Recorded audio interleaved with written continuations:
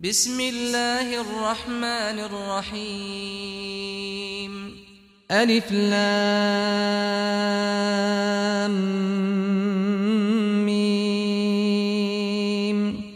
ذلك الكتاب لا ريب فيه هدى للمتقين. أعوذ بالله السميع العليم من الشيطان اللعين الرجيم. بسم الله الرحمن الرحيم. الحمد لله رب العالمين، وصل اللهم وسلم وبارك على نبينا محمد وعلى أهل بيته الطيبين الطاهرين. اللهم صل على محمد وآل محمد. قال الله العظيم في كتابه الكريم: بسم الله الرحمن الرحيم. ولا تطع كل حلاف مهين هماز مشاء بنميم. آمنا بالله. صدق الله العلي العظيم. One of the many sins of the tongue, and the ulama of Akhlaq have listed perhaps 20 to 30 or more of the vices that this small piece of flesh inside our mouths can commit, is the bringing about of disunity and disarray and discord with regards to the relationships between people. And this is referred to as al-namima. Namima in Arabic refers to the act whereby an individual attempts to inform another of what was said about them, or what was mentioned, or what was somehow insinuated, normally in a secretive way. Either it's written or mentioned verbally, which normally brings about undesirable implications and bad consequences in society. And there is no translation for the word or the act of namima in English, as far as I'm aware, but the closest is tale-telling, as some have translated it, or tale-bearing, as some of the mufassirin of the Holy Quran have referred to it. But in Arabic, if you go to, for example, classical texts like the Al-Mufradat for the author Al-Raghib, he talks about namima is a very quiet voice and sound which comes about when two things strike each other, or two things come about with each other. And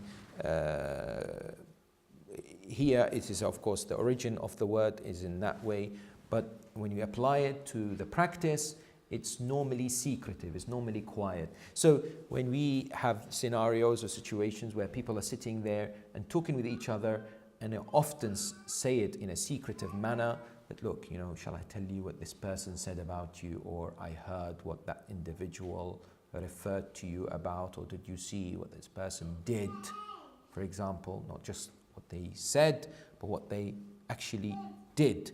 And the intention behind it is to somehow either create discord between the people, but it sometimes could also be for the purpose of chatter, or for the simple leisurely purpose of conversation. Yes, that's not always necessarily resulting in creating discord, but the key thing is somehow there must be an ill intention behind it, or a lack of consideration for the consequences of it.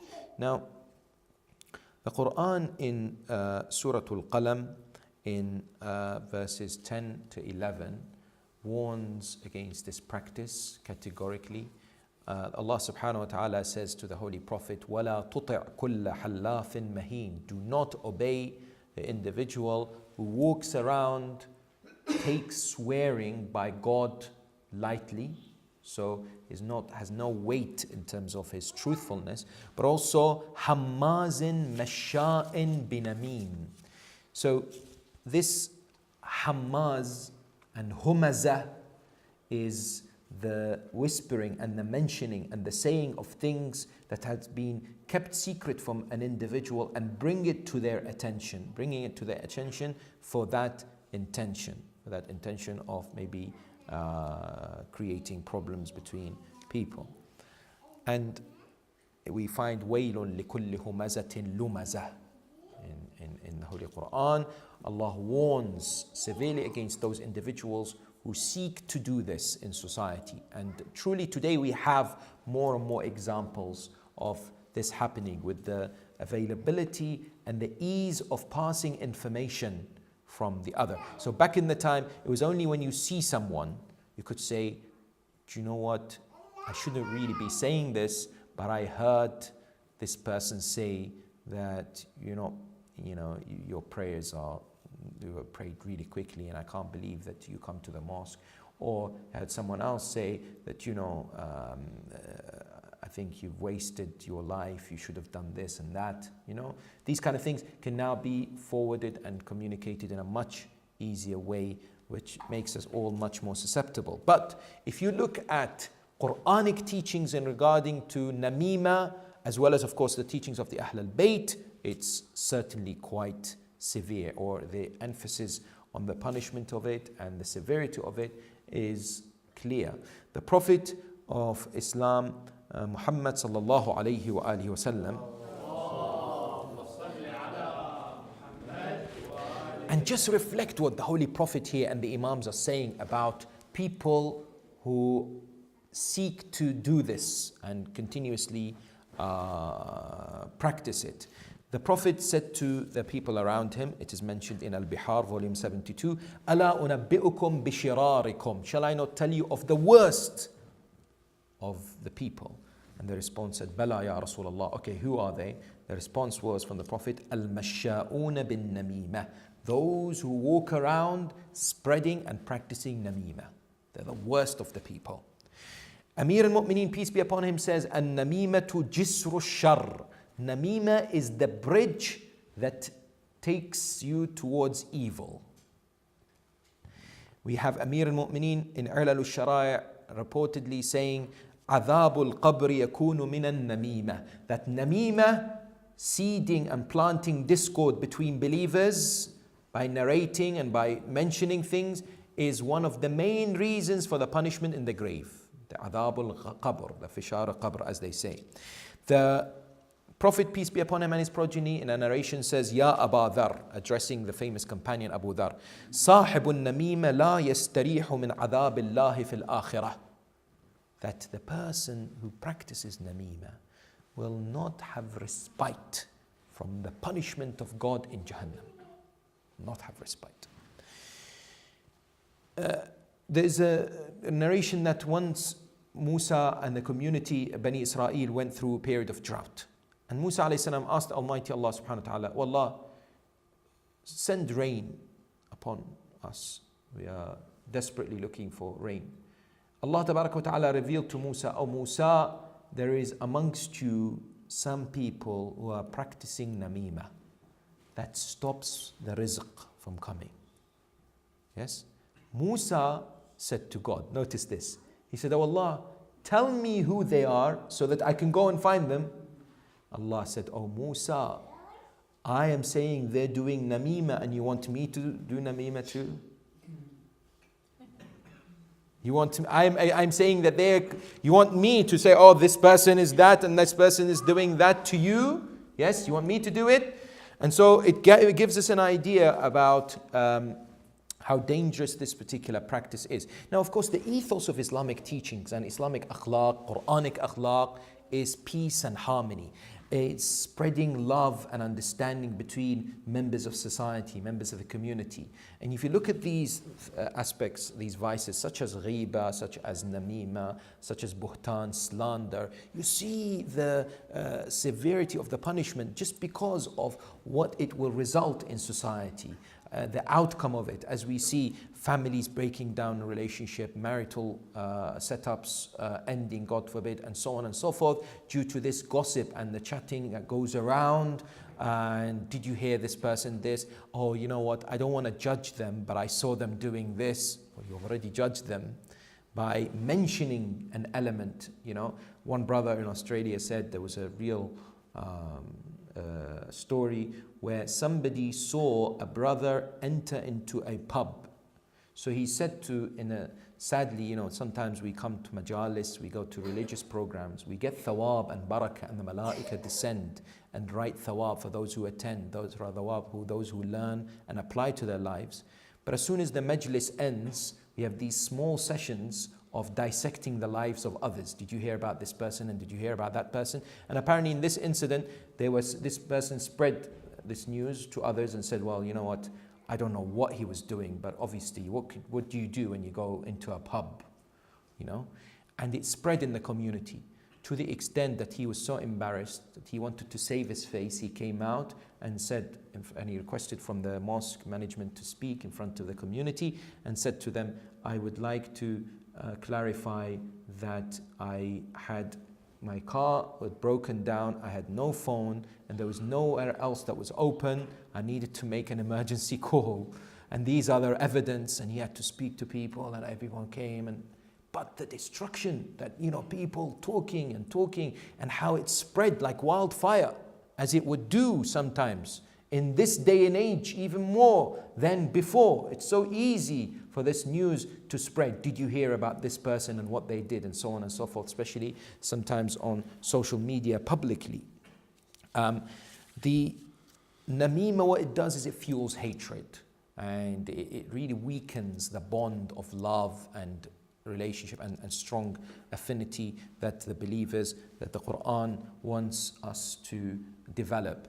We have an interesting story that mentioned in the books of narrations, that one day, back in the time when there was slavery, there was a man who came to purchase a slave from the market.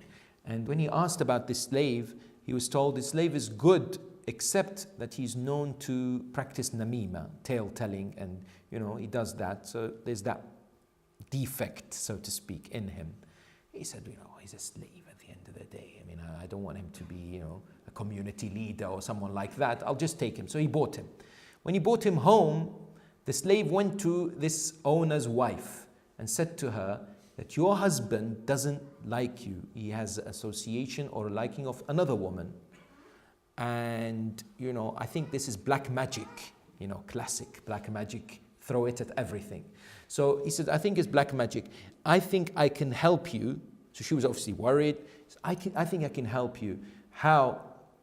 He says to her, if you can get me part of his hair, I will be able to read something on it and the black magic will go. So she says, how can I do that? Well, volunteer one day to shave his beard or help him trim his beard with with a razor, and get some hair for me, and I'm able to help you. He then went to the husband and said, your wife is planning to kill you. Be careful. If she comes with a razor, allow her to come close, because then you don't know if she's... But the moment she's about to strike, then know that she's about to slit your throat.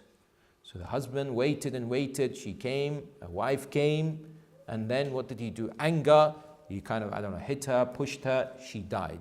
And later the family of the wife came, sought some kind of punishment, and they killed the husband too. So the slave, who was a namam, who was a person spreading namima, resulted what? In 2 people being killed. This is the severity of it and what it could actually do in society, in community. Now, the question that people have is, why does it happen? Why do we have individuals who do this, who go around telling people about others, who have nothing else better to do? And sometimes it's not that it's their profession or there's their job, it just happens in the conversation. And we have to be careful that it's not disguised with Islamic, so to speak, guidelines. Sometimes shaitan comes to us through Islamically acceptable means and misleads us through that way. So for example, you're having a conversation with somebody and you say, you know what, I pray for that person. Honestly, I want to pray for him. The stuff he says, it's nonsense. But I pray for him, inshallah, Allah forgives him. Notice, it's namima, but you've done it under the disguise of praying for him. So you think it's okay because you've made dua, but you've messaged and you've said something to that individual about that person.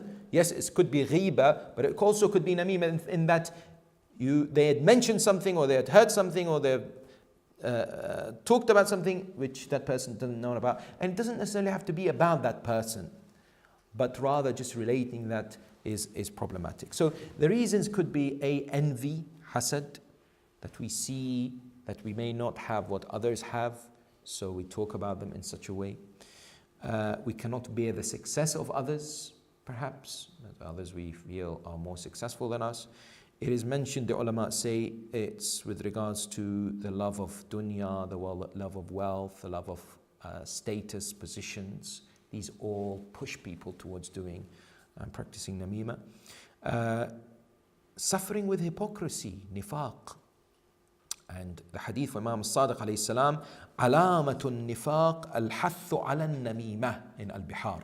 One of the signs of hypocrites is that they continuously practice namima in their lives. So finally, what needs to be done if A, God forbid, we are of those people, and B, if we come across those people? So there's two separate elements. First of all, if we have developed a habit, so to speak, then we remind ourselves through accountability, through reflection about the punishment, about the distancing away from God's mercy and the blessings, about what the Ahlul Bayt alayhim salam have said about namima and what it could result. And at the same time, not to take lightly what we say, because any statement you and I utter will be held accountable on the Day of Judgment. So to have some kind of supervision on the words and the expressions and the conversations that we may necessarily have with each other and with others too. And by the way, there isn't any indication in Islamic teachings that it's only reference to Muslims, this. So it's about creating discord between any individuals, as opposed to ghiba, as we discussed. We said in backbiting, there is specifically in the Qur'an, it's mentioned, أَيَحِبُّ أَحَدُكُمْ أَن يَأْكُلَ لَحْمَ أَخِيهِ. But we also said that it's not something that should be done when it comes to non-Muslims, because it develops in the human being the tendency to practice ghiba, which then becomes easy to do for Muslims too, or mu'mineen too. And likewise, we gave examples of Ahlul Bayt, how they dislike this being mentioned about non-believers. But here in namima, it is across the board in terms of the relationships that people have in a community or a society. If you and I come across individuals who have committed or are before us trying to be of the namameen, of the ones who commit namima, first thing is, we should never believe them. Should never believe him or her. If they've come and said, shall I tell you this person has said this about you? Do not immediately react and say, how dare they? Watch what I will do. Or let me see what they will. Or the idea in their minds that goes to people, revenge, I can't believe it. We immediately somehow take what's being said, because the narration from the Ahlul Bayt say, do not trust an individual who spreads these type of conversations. Now, there is an exception. Al-Shaheed al-Thani, one of our great ulama, in his works, he talks about the exceptions with regards to preventing a sin or saving a life. That's different. Yes, as some exceptions. But of course, we can make those distinctions and we know where to draw the line. But certainly, the Quran tells us, Ya ayyuha alladhina amanu, in ja'akum fasiqun binaba'in fatabayyanu. Oh, you who believe, if a wretched individual, as a fasiq, comes to you with news, make sure you ascertain the truthfulness of it, lest you become regretful and remorseful. It's so much easier to destroy reputations than to correct it, because you can't. If the idea and reputation goes and spreads around, sometimes back in the time, I mean, today maybe it could be easier to rectify too with the media and the social interactions that people have, as well as social media. But back in the time, if there was a rumor that was spread, you know, or somebody said, oh, this person doesn't believe, as a scholar, for example, in the concept of raj'ah, for example. And then it spreads. Oh, can you believe this? Today it happens also with speakers, with scholars, with community leaders. Yes, they may have heard something and they've understood it in their own way, and they go to people, can you believe what that Maulana said? I can't believe it. What did he say? He said this and this. Really? How? Yes, I heard it in my own. Do you see? But maybe that's your understanding. Maybe that's how you've managed to maybe grasp the message. Yeah. So we have to be very, very careful in that particular regard, not to destroy reputation. Secondly, it is our responsibility to inform them that it's wrong and to stop them, because if we don't, then we're not practicing prohibiting the vice or prohibiting the evil. And thirdly, we make sure that we don't do what they've done, and that is, we don't go and tell someone else about what they've told us. So we don't keep this cycle going, but we stop the cycle by limiting and the objection to what is being said, in order to fulfill our duties and our responsibilities, inshallah ta'ala. Wa akhiru da'wana alhamdulillahi rabbil alameen wa sallallahu ala Muhammad wa alihi at-tahirin.